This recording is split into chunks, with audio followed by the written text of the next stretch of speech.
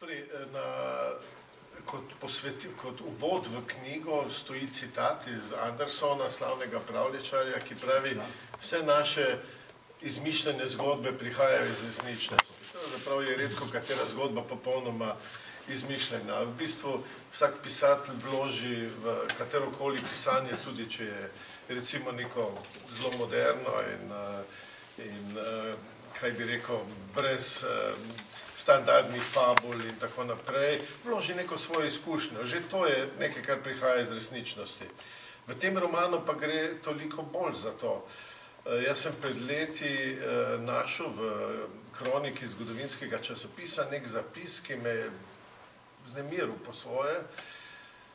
In zdaj moram tudi povedati, čigav je ta zapis zaradi tega, ker je gospa, ki je v prvem intervjuju, takoj ko je po roman izšel, nisem omenil in je bila zelo užaljena in je potem rekel, da sem jih vzel, da ne rečem ukradel njeno gradivo, zmeraj znova zdaj povem na vsaki javni predstavitvi, v vsakem intervjuju. To je šlo v kroniki,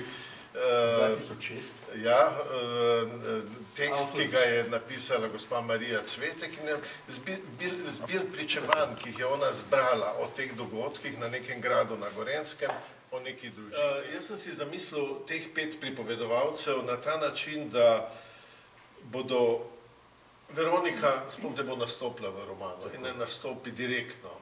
Vsi pa pripovedujejo o njej, vsi se je spominjajo. Ona ne živi več, prvi stavek v romanu je to noč sem jo videl, kakor da bi bila živa. Se pravi tisti, to je stavek, ki najbrž vsakega bralca nekoliko vznemiri, kaj je zdaj s tem, a je živa ali ni živa. Zdaj si ti že povedal, da ni in večina, pa mnogi so pa tudi prebrali. To se pravi, da sem se odločil, da ne bom psihologiziral, ne bom skušal oživiti, ne bom skušal na ta način avtorialnega pripovedovalca ravnati, ampak bom prepustil besedo ljudem, ki se spominjajo, ljudem, ki so preživeli, ki živijo s tem spominom, govorijo seveda tudi o sebi, o svojih življenjih, dobimo preko tega tudi eno sliko sveta v tem času. In nekako sem si predstavljal, da bi to bilo nekih 5 poem, nekih glasbenih tem. Recimo prvo je zgodba, ki jo pripoveduje oficir poražene vojske, nek srbski oficir, ki je bil v Sloveniji, pred vojno njo je spoznal, takrat sta se našla, ker je bil konjeniški učitelj in je učil jahanja.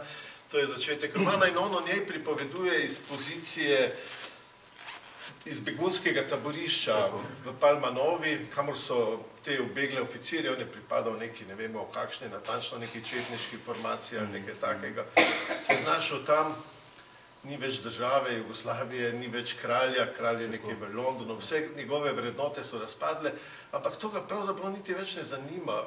Kljub temu, da je preživel strašno vojno, zanima ga nekaj, kar je osmišljevalo za dolgo časa njegovo življenje. To je bila ta ljubezenska zveza z neko nenavadno in pomembno žensko. Najpomembnejšo osebo se izkaže v njegovem življenju. In to je tema o izgubljeni ljubezni. V drugi zgodbi nastopi mama, ki si jo omenil, njena mati, ki čaka na njo.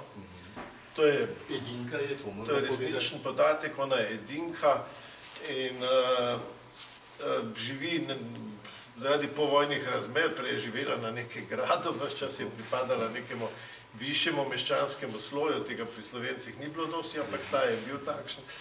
In nenadoma se znajde v nekem zanikrnem, majhnem predmestnem stanovanju in tako naprej. Živi samo še s tem in to je poema o izgubljeni hčerki. In tako se stvari nadaljujejo. Oficir nemške armade, ki je pripadnik okupacijske vojske, je pa zdravnik.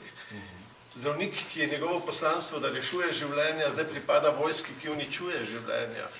In sam živi v nekem strašnem paradoksu, v nekem nesmislu. In tudi van njegovo življenje je Veronika vstopila na ta način, da je sredi vojne bilo nekaj, kar je bilo svetlega, pomembnega, nekaj drugačnega in lepega in tako naprej. In potem pride 4. pripoved, ki je pripoved te gospodine, ta je še najbližje temu pričevanju, to sem dejansko uporabljal to gradivo, ki je doživela vse stvari. In tu je ena pripoved o kaj bi rekel, slovenskem človeku, ki premaga vse, ona je edina, ki pravzaprav nekako nepoškodovana iz vsega pride. Človek, ki sodeluje, ki pomaga, ki si vse zapomni, ki nese pričevanje naprej, ki ne sodeluje v nekih političnih dogodkih, ampak je prostor izročila, ali kako bi rekel. In zadnje je pripoved o poema o krivdi in grehu, o vprašanju vesti, ki nekega kmečkega fanta, partizana, ki je prišel z Veroniko v nek kompliciran odnos, delal je na njihovem posestvu in kot vsi se je tudi on nekoliko v njo zaljubil in je nastala neka čudna, nerodna, malo kmečka ljubezni iz tega in tam pride do nekega tragičnega nesporazuma. Leta, ne vem, zdaj se ne spomnim kako, približno vse celo leto, pisano 42, mislim, Nemci poberejo talce, mlade fante po vaseh in jih odpeljejo v gestapovske zapore. In tam on vidi skozi kletno okno, medtem ko njegove sodruge ali prijatelje pretepajo, mučijo in tako naprej, vidi to zlo gestapovskega nasilja, brutalnega. Hkrati vidi na dvorišču nekega človeka, ki se pogovarja s šefom gestapa, to je ta zdravnik, se pogovarja z njim in se pogovarja z vodjem gestapa, ampak tistem hipu, ko se pogovarja, v bistvu njega rešuje, po Veronikonem navodilu.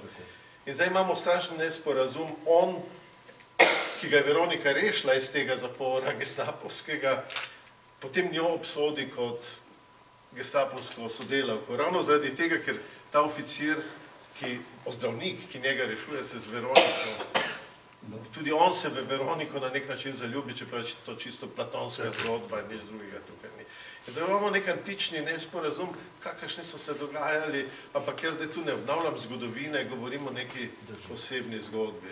In njegova potem pripoved tega fanta, tega partizana je nek boleč zaključek te zgodbe.